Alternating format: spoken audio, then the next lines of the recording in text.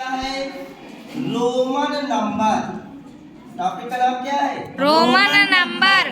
Roman number. Roman number है क्या? Roman का मतलब होता है रोम। रोमन का मतलब रोम। ये क्या है? एक रोम की भाषा है। कहाँ की भाषा है?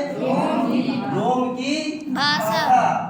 ठीक है। जैसे आप अरबिक पढ़ते हैं, हिंदू पढ़ते हैं, हिंदू पढ़ते ना, हिंदू पढ़ते हैं, अरबिक पढ़ते हैं और तमाम फ्रांसीसी, जापानी, चाइनीज तमाम लैंग्वेज पढ़ते हैं। तो उसी तरह से ये रोमन नंबर क्या है? रोम की भाषा। जो हमारी हिंदी अरबिक होती है, आप उसमें नंबर पढ़ते हैं कौन सी? Hindu Arabic 1 2 3 4 5 6 7 8 9 10 same as Roman number में रोमन भाषा होती है। ठीक है। अब हम अगर 2 लिख दिया, 3 लिख दिया, 4 लिख दिया, 5 लिखे तो आसानी से समझ जाते हैं। लेकिन रोम की भाषा को कैसे समझेंगे? तो जिस प्रकार हमारे हिंदू अरबिक में 10 डिजिट होते हैं, मैथ में कितने डिजिट? 10।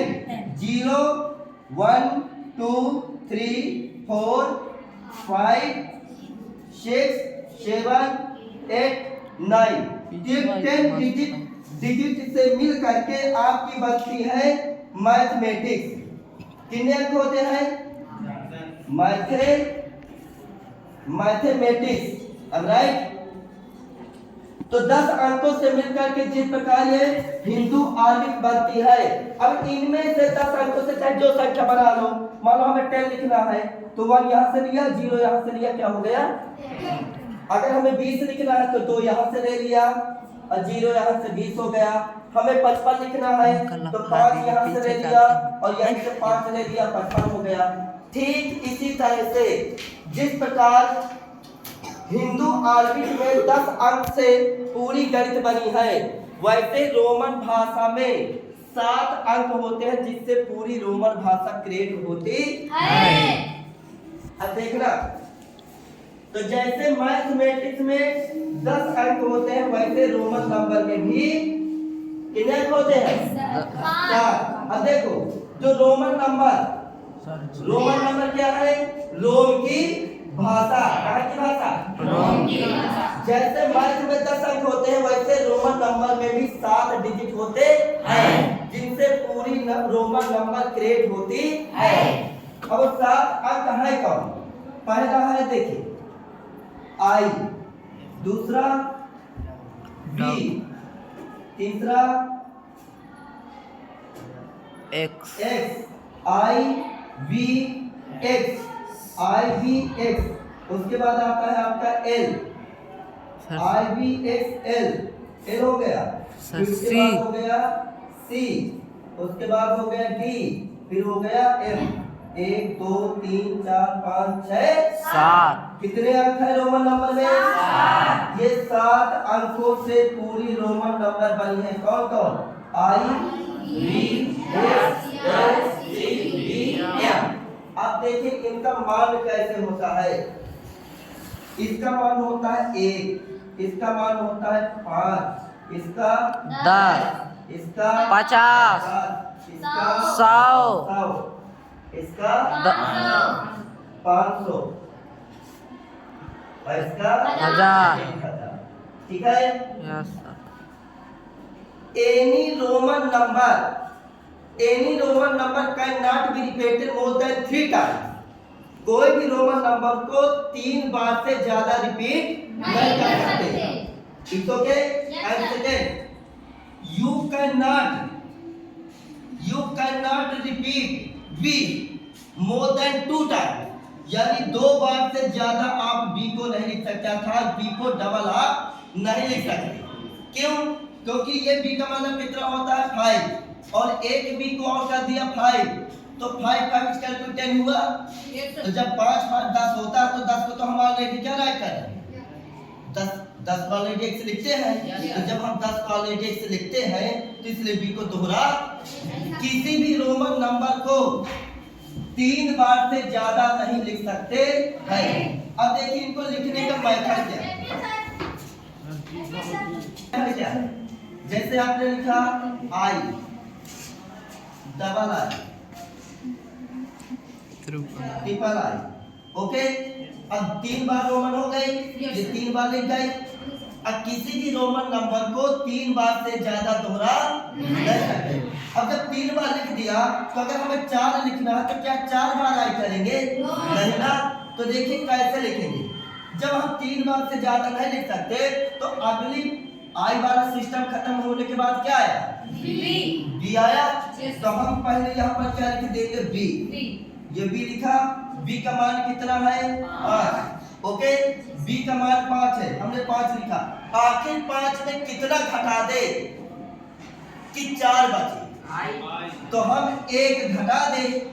तो याद रखना, जब किसी बड़ी रोमन नंबर के पहले, जब किसी बड़ी रोमन नंबर के पहले कोई छोटी रोमन नंबर आता है, कोई छोटा रोमन नंबर आता है तो उतने में उतना माइनस हो जाता है। जब किसी बड़ी रोमन नंबर के पहले कोई छोटा रोमन नंबर आता है तो उतने में उतना माइनस हो जाता है।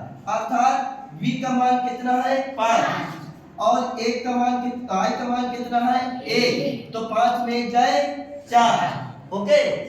जब किसी रोमन नंबर के आगे छोटा रोमन नंबर आता है, किसी रोमन नंबर के आगे छोटा रोमन नंबर, तो उसमें उतना जुड़ता है। अगर छोटा पहले आएगा तो माइनस होगा और आगे आएगा तो प्लस होगा। तो आखिर से 5 में कितना घटा दे कि 4 हो जाए? 1। तो 1 पीछे रख दिया। अब 5 को क्या लिखा जाएगा? v। अब 5 में कितना जोड़ दे कि 6 हो जाए?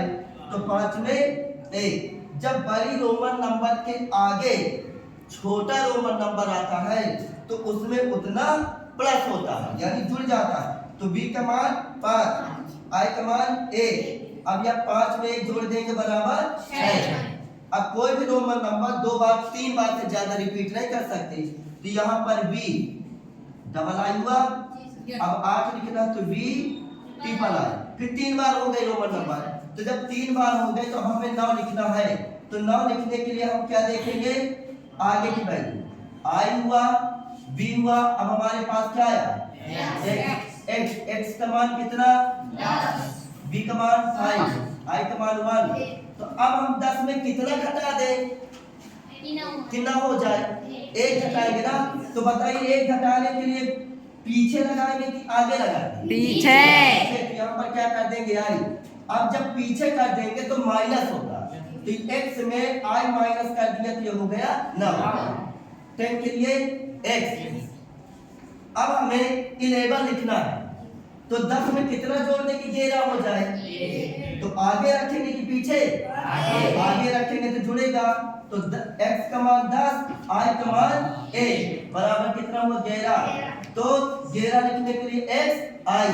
इसी तरह से आप लिखते चलेंगे। 12 लिखना है डबल आई, 13 लिखना है ट्रिपल आई। अब 14 लिखना है तो 14 के लिए है ना यहाँ पर ये है आपका। अब यहाँ पर क्या कर देना? x i x b, ये क्या बन गया? 15, ओके। इसी तरह से आपको बता दें, अब यहाँ पर क्या हो जाएगा? जब dot dot dot dot dot dot जाएगा तो यहाँ पर 20 के लिए क्या लिखेंगे? Double x। और 21 के लिए डबल x। यही सेम जाएगा। कहाँ तक जाएगा? ये जाएगा 40 तक, ओके। तो अब 40 तक में 3 बार x हो चुका होगा। यानी जब आप 39 लिखेंगे तो 30, तो 10 20 30, तो ये तो हो गया 30, ओके। अब 30 में कितना जोड़ दें कि 39 हो जाए? तो 9 जोड़ेंगे तो x आ गया, ओके। अब ये 39 हुआ। अब आपको 40 लिखना है तो 40 लिखने के लिए हम कौन सी वैल्यू देखेंगे? 50 वाली। तो 50 को क्या लिखा जाएगा? l। तो हम यहाँ पर लिख देंगे 40 के लिए क्या लिखेंगे? l। अब ये l 50 है, हमें लिखना 40 है। तो 50 में कितना घटा दे कि 40 हो जाए? 10 घटा दे। तो यहाँ पर 10 का मतलब x घटा दे। तो तो XL। अब उसी तरह 41 लिखना है तो XLI, 41 लिखना है तो क्या बनेगा XLI। अब यही सेम क्रम चलेगा यहाँ से। 42 लिखना है तो XLII, 43 लिखना है तो XLII। ओके, अब यही अब सीधा चलता जाएगा तो क्या आएगा 50 आएगा, तो 50 के लिए सीधा क्या लिख देंगे L। तो जब 50 के लिए L लिख देंगे, अब यहाँ 50 से 51 तो L के आगे I, 50 तो 52 L double I, 50 3 53 triple I, 50 4 54 L I। Okay, dot dot dot dot कहाँ तक जाएगा 60, क्या आएगा 60। तो 60 के लिए L हो गया 50 और 50 और 10 X का मान 10, L का मान 50, 50 10 60, 61 तक जाएगा। अब ये आपका कार्यक्रम जाएगा 89 तक। अब क्यों? क्योंकि अब 60 हो गया, 70 होगा तो ये, 80 होगा तो ये। अगर हमें 70 लिखना है तो डबल X, 80 लिखना है तो ट्रिपल X, राइट।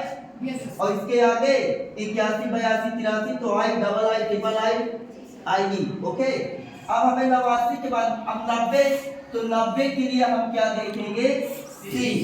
तो जब C लिखेंगे तो C का मान कितना है 100, C का मान कितना है 100।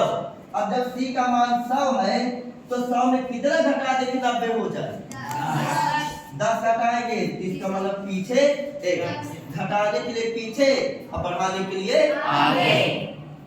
अब उसके बाद अब जब तुम्हें 100 लिखना है 1 से 1 I, वो सॉरी 91 के लिए I, 92 के लिए XC double I, dot dot 100 के लिए C लिख देंगे, फिर CI triple CI। Okay, cut कर करके बना